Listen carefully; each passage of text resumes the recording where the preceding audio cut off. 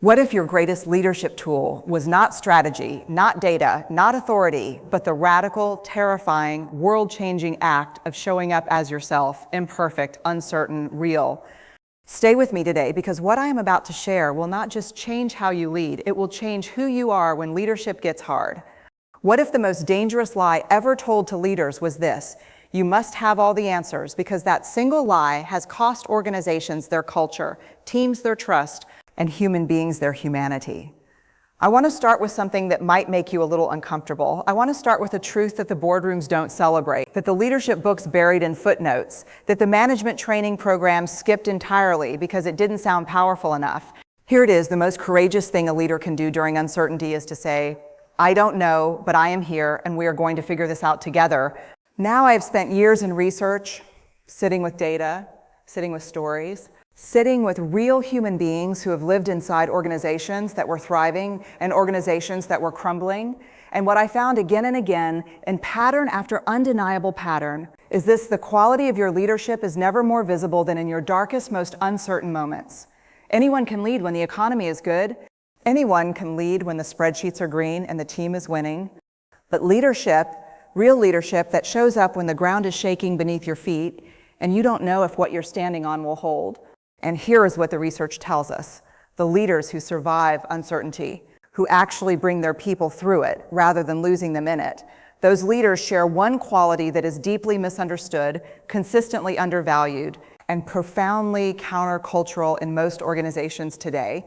That quality is vulnerability. Now, before you close yourself off from that word, before you say, that's soft, that's weak, that doesn't belong in business, I need you to understand something critical. Vulnerability is not weakness. Vulnerability is not oversharing. Vulnerability is not falling apart in front of your team and calling it authenticity. Vulnerability is the willingness to show up when you cannot control the outcome. It is the courage to walk into a room of people who are scared and worried and looking at you, and instead of performing certainty you do not have, you tell them the truth. You say, this is hard. I am not going to pretend otherwise, and we are going to do this hard thing together. That is not weakness.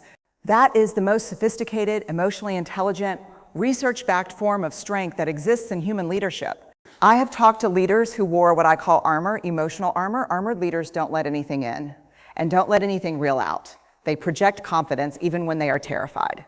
They perform certainty even when they are completely lost.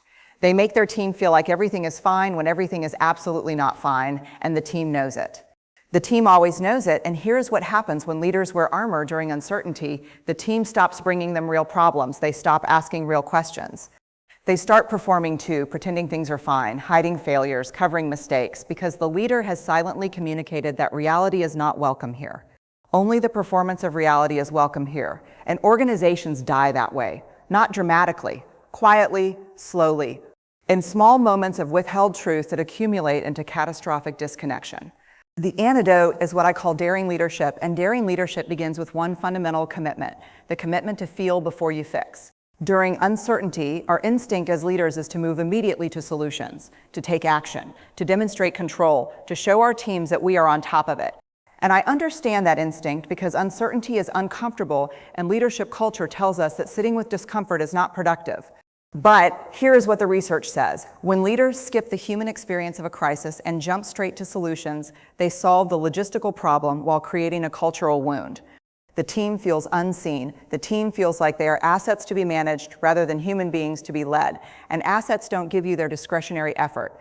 Assets don't go above and beyond. Assets do exactly what they're required to do and nothing more. But human beings who feel seen, who feel that their leader looked them in the eye during the hardest moment and said, I see you, I see what you're carrying, and what you're feeling makes complete sense. Those human beings will walk through fire for you, not because they have to, because they choose to. This brings me to something I believe is one of the most underdeveloped skills in modern leadership, and that is empathy during crisis. Empathy is not sympathy. Sympathy looks down and says, oh, that's too bad, I feel sorry for you. Empathy looks across. It says, I know what that feels like. I have been in a dark place too. You are not alone in this. During uncertainty, people are not just afraid of the external situation. They are afraid of what the situation means.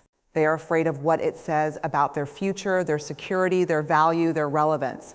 And when a leader shows up with genuine empathy, not performed empathy, not scripted empathy, but real empathy, it does something neurologically powerful. It tells the human nervous system, you are safe enough to function. You are not alone. You can think clearly now.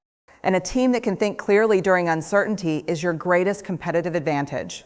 Now, I need to talk about something that leaders rarely discuss openly, and that is shame.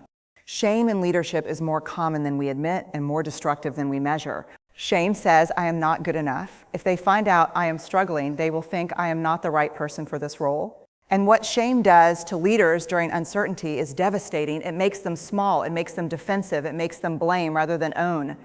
It makes them hide failures until those failures become disasters. It makes them create cultures where mistakes are punished rather than examined, and you cannot learn your way through uncertainty in a culture where mistakes are punished.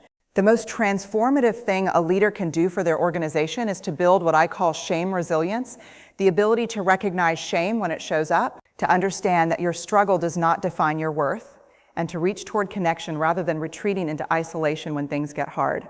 Because here is the thing about uncertainty, it will always find you. Every single leader sitting in a position of responsibility today will face moments when they do not know the path forward. The question is not whether that moment will come. The question is who you will be when it arrives. Will you be the leader who performs confidence and loses the trust of your team? Or will you be the leader who shows up with grounded honesty, who says, here is what I know, here is what I don't know. Here are the values that will guide every decision we make while we figure this out. And in doing so, gives your team something more valuable than a perfect plan. You give them a reason to believe in you. I want to talk about the power of clear communication during chaos, because this is where I see leaders lose their people, not because of bad intentions, but because of vague language delivered with good intentions. During uncertainty, ambiguity is not kindness, it is cruelty.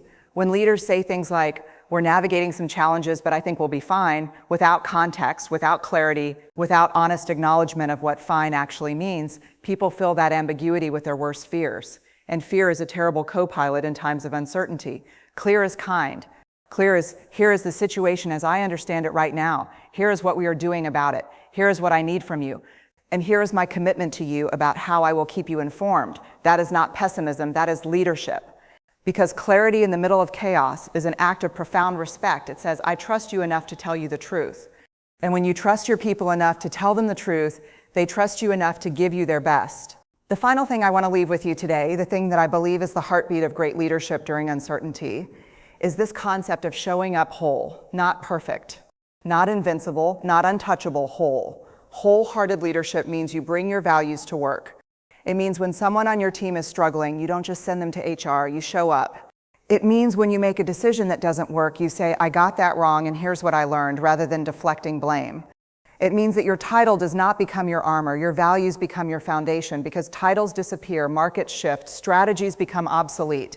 But a leader who showed up with courage, with honesty, with genuine care for the human beings in their charge, that leader is never forgotten.